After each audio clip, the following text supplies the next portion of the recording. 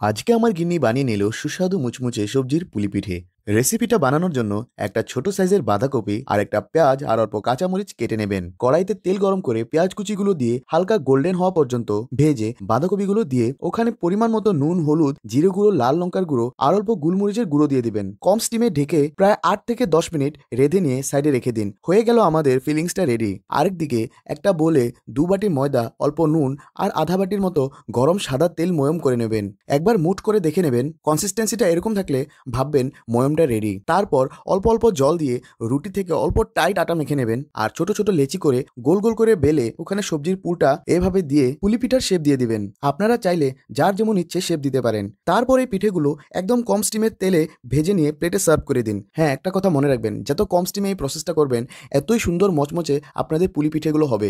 রেসিপিটা কেমন লাগলো কমেন্টস করে নিশ্চয়ই জানাবেন আর ভিডিওটা লাইক করে চ্যানেলটা সাবস্ক্রাইব করে নেবেন।